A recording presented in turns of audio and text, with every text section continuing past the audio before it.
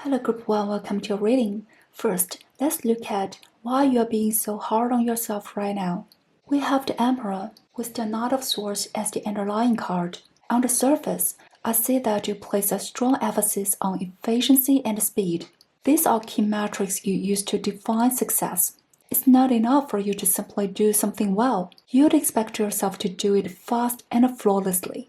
On a deeper level, you are carrying a lot of responsibility and expectations. In your world, there is no such thing as a finished day. The moment one task is completed, new responsibilities and new benchmarks automatically appear. Your mind doesn't recognize options like avoidance or giving up. You only know how to charge forward or face challenges head-on.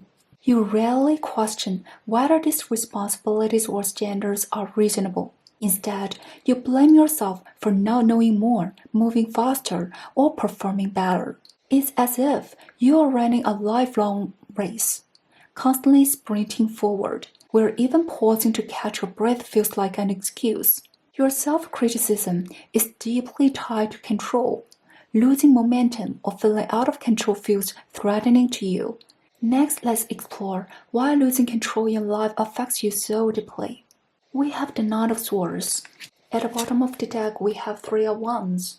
As mentioned earlier, unexpected events in life trigger a sense of lost control, which directly fuels your anxiety. The Knight of Swords suggests that you may repeatedly replay past situations in your mind, wondering how you could have done better, or constantly simulate future scenarios and possibilities. When healthy thinking becomes excessive, it turns into overthinking, and overthinking becomes anxiety. The Three of Wands reveals something important: your grand vision and long-term perspective. This wide horizon is also why you feel compelled to keep moving forward at full speed, without stopping. Your life race has never really been against others. It's always been against your own vision. You are constantly chasing the future vision of yourself. You push and train yourself relentlessly, trying to master every possible skill, hoping that by becoming more capable now, you can secure control over the future. And that's why any form of uncertainty, even uncertainty that hasn't happened yet, feels almost unbearable to you. Now let's look at why you feel the need to control everything, even in the future. We have Eight of Wands with the Magician card underneath. Honestly, the energy of this combination is actually very powerful. I see someone who is capable of creating surprises for themselves. You are highly capable. Even when you don't reach your goals immediately, you always find a way to make things work. You don't rely on luck. You probably don't even consider yourself a lucky person. But the Magician as the underlying card clearly shows that you do possess both talent and fortunate timing. Your ability to find the right breakthrough point and the right solution is proof of that. However, because your focus is so heavily placed on personal ability and future goals, you tend to overlook these magical moments. You've grown used to pushing things forward quickly, to constantly chasing your visions. Standing still makes you uncomfortable, so you do whatever it takes to provoke movement and a response from life again. As mentioned earlier, doing things both fast and well has become part of how you measure your value. You might push yourself unreasonably harder to achieve your standards, and this is the shadow side of the Magician. Next, let's explore why you feel compelled to chase your vision with such high efficiency. We have the Nine of Pentacles and the Hangman. Both cards revolve around the theme of self-survival. You've learned how to obtain resources entirely on your own, without relying on help. But the cost of this independence has been the suppression or even sacrifice of your own emotional needs. Or number 9's card carry an energy of solitude, and if you blur the line between me and my collective, believing that your worth equals the group you belong to, then you may have been striving alone for the sake of that collective, without support. You might say that you've only put emotional needs aside temporarily, but Hangman in this deck doesn't show signs of release. This card suggests that, perhaps unconsciously, you believe emotional connection could slow down or interfere with your material progress. Yet the Hangman gently reminds you that emotional nourishment actually frees you from burdens and fuels material abundance, rather than blocking it. And finally, let's look at why the theme is coming up right now. You have the beautiful Sun card and the Ten of Wands at the bottom of the deck. The Ten of Wands reflects the immense weight you've been carrying for a long time. The burning sensation of self-criticism has pushed you to fight back harder against life, often by turning that aggression inward.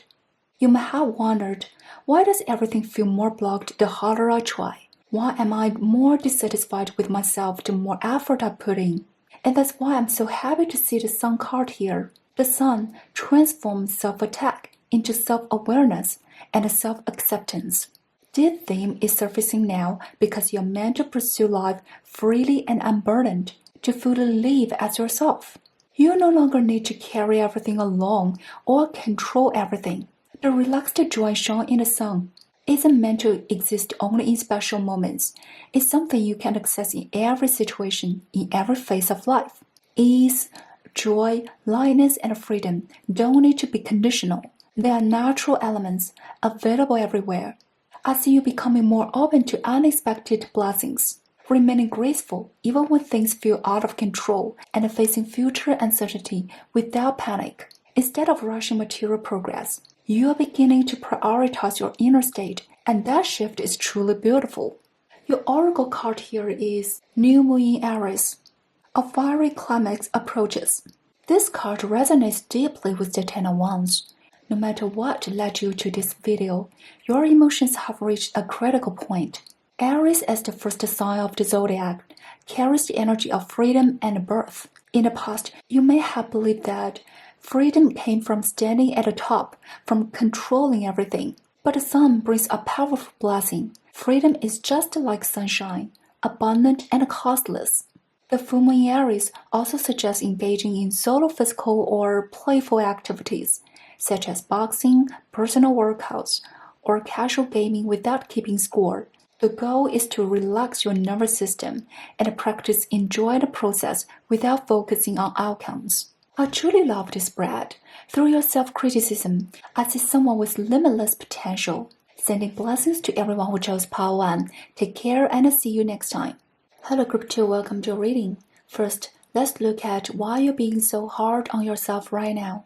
We have the Two of Cups. At the bottom of the deck, we have the Empress. These two cards tell me that you are emotionally abundant, but also prone to emotional overexertion.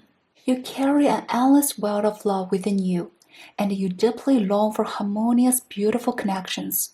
When it comes to relationships you truly care about, you are willing to pour everything you have into nurturing the other person. You give your best, hoping they can see your love, feel your care, and genuinely experience happiness through what you offer. But when imbalance, disharmony, or emotional discomfort appears in relationship, you immediately turn inward. You begin asking yourself, did I do something wrong? Should I have responded differently? Was I not understanding enough? What starts as reflection slowly turns into self-blame. You get stuck in emotional overthinking, unable to fully understand it, yet unable to let it go. Your self-criticism is actually a form of deep love, but you tend to internalize relational conflict as your personal responsibility. This is very much the shadow of the Empress. Next, let's look at why valuing emotional harmony and stability affects you so deeply. We have the Queen of Swords and the Six of Pentacles underneath. You are highly perceptive. When something feels off in a relationship, imbalance, unfairness, or emotional inconsistency, you sense it immediately, often before others do. You might choose to address it directly, cut ties unilaterally, or, as mentioned earlier, take the conflict entirely onto yourself. What you cannot tolerate is ambiguity or false harmony. Honesty and fairness are core values for you, so you instinctively try to restore balance and truth within a connection. Now let's explore why you see relationship issues as your own responsibility. We have the Three of Pentacles, and we have the Strength as the underlying card. The triangle in the Three of Pentacles, once again, highlights your deep respect for harmony and cooperation. For the sake of stability, you're willing to keep learning, growing, and improving yourself. Strength card reveals your inner resilience. You believe that by becoming more capable, more understanding, more patient, you can maintain harmony in your relationships. You may unconsciously think that if you learn enough, tolerate enough, and give enough love, the relationship will naturally remain stable. So when problems arise, your self-criticism centers around questions like, have I learned enough? Did I understand them fully? Did I try hard enough? Did I give enough love? Wanting to become better is never wrong, but when another person becomes your sole goal or reference point, it's time to recalibrate how your self-worth shows up within relationships and where you place yourself inside them. This is the deeper lesson of the strength. Next, let's look at why this belief that relationships conflict is your responsibility formed. We have Ten of Cups, and we have the Tower as the underlying card. Okay, you need highest level of emotional nourishment because that's exactly what you give. Your emotional depth requires equally deep emotional reciprocity. The Tower suggests experiences or deep subconscious fears related to family disruption, emotional breakdown, or a collapse of inner security. Even if you haven't directly lived through these events, the fear of them may live quietly within your subconscious. Because of this, harmonious and stable relationship feels like a survival necessity. You unconsciously believe that stability in connection equals safety, and so you do everything you can to preserve harmony, because any instability feels like it could shatter your inner sense of security. Finally, let's look at why the theme is coming up right now. We have the Three of Cups. At the bottom of the deck, we have the Hermit. The Hermit shows that you are actively doing inner healing and self-work. Even though you have family and friends, the journey of self-discovery requires solitude. This is a phase every awakened soul goes through, uncomfortable at times, but deeply rewarding. The Three of Cups shows two kinds of joy. One is finding pleasure in your own solitude. The other is enjoying harmonious connections with others. I see you allowing imperfection and joy to coexist in relationships, even when emotional intensity doesn't reach its ideal level. You still find nourishment in simple, gentle happiness. This theme is surfacing now because you're ready to approach relationships and self-exploration with greater maturity, stability, and wisdom. You're learning how to trust yourself, nourish yourself, and maintain emotional independence without isolating yourself. You are becoming more relaxed and natural in relationships, not because you want harmony any less, but because your inner sense of safety and self-worth is stronger. Relationships no longer need to act as mirrors for your unmet needs. Your oracle card is New Moon in Taurus. Prosperity lies ahead. This is a beautiful blessing. Taurus energy, linked to the second house, speaks not only of material comfort and stability, but also personal value and confidence to create your own sense of security. If material concerns once influenced your attachment to relationships, this card shows that you're now entering an energy of self-sufficiency and abundance. Trust yourself, you don't need to rely on anyone else. You are capable of supporting your own dreams. This card also gently reminds you of the importance of saving, not just money, but energy, awareness, and health. Saving is not merely a habit, it's a way of living. Though I've delivered this reading in a calm tone, the emotional depth here is profound. Blessings to everyone who chose Pile 2. May you hold on to your warmth and strength. Take care, and I'll see you the next time. Hello Group 3, welcome to your reading. First, let's look at why you are being so hard on yourself right now. We have the Hermit. At the bottom of the deck, we have the Ace of Wands. My immediate feeling is that your self-criticism is actually quite gentle in nature. You are not someone who constantly attacks yourself. Maybe you did in the past, but the Hermit tells me that you've grown more mature and wise. You've learned how to guide yourself back to calm when self-criticism appears. For you, self-criticism is a normal human reaction, something that may arise unconsciously. But once you notice it, you are able to adjust and return to inner balance fairly quickly. That's already very healthy. Since you were guided to this reading, so let's use it as a moment to organize your thoughts and allow self-criticism to soften into understanding. The Ace of Wands, as the underlying card, reveals that a brand new beginning is forming. Whether this represents a new opportunity, a new direction, or a new version of yourself, this beginning is already in motion, just not yet visible.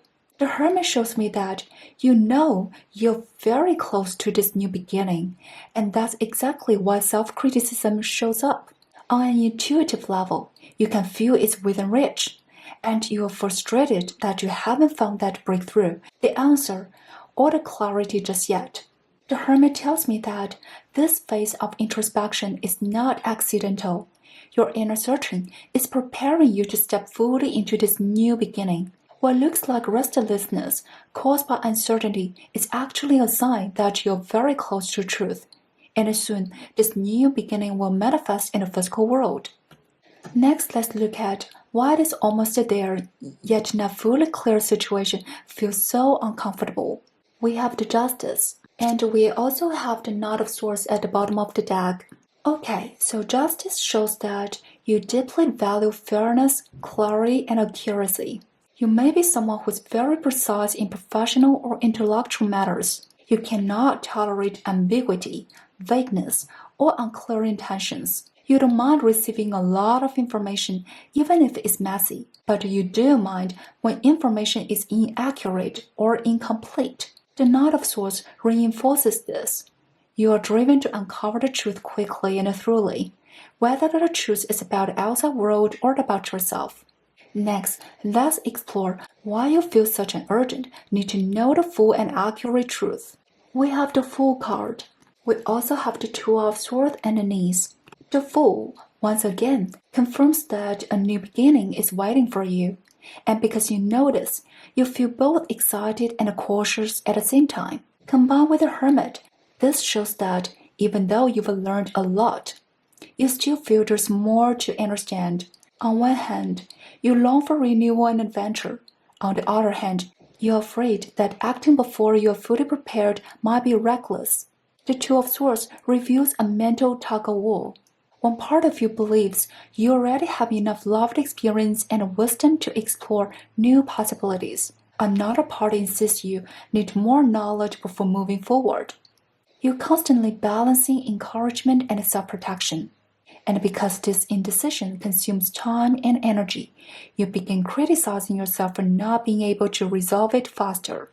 Next, let's look at why this belief, this inner conflict formed. We have the Page of Wands. We also have the Five of Swords underneath. This is interesting because of the Page of Wands carries similar energy to your current situation. In the past, you may have pursued a new opportunity, inspiration, or passion, only to end up experiencing emotional loss or compromising your true desires. To give a simple emotional example, you may have pursued someone you liked, and although the connection formed, you later realized their intentions were not pure or aligned with yours. Because of this experience, you now feel the need to see everything clearer before moving forward, and to see it as quickly as possible. You no longer rely solely on instinct. Instead, you already question yourself as a way of feeling prepared and protected. Finally, let's look at why this theme is coming up right now. You have the Ace of Swords and the Lovers as the underlying card.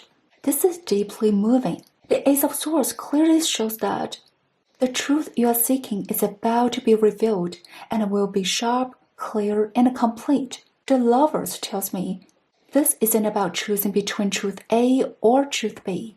It's about making a decision. Are you willing to see the truth? Using relationships as an example again, you may appear to have more than one option in the physical world, but in reality, only one is truly aligned. The rest are distractions. You are not choosing between paths. You are choosing whether to be loyal to your authentic self. The Lovers here speaks of inner union, heart and mind becoming one. This includes facing the part of yourself you may have resisted seeing, when you can clearly articulate your inner truth, the right opportunities, relationships, inspirations, and even identity will begin to manifest naturally in the physical world.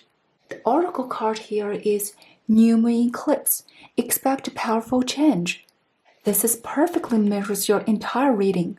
A brand new beginning has been emphasized again and again.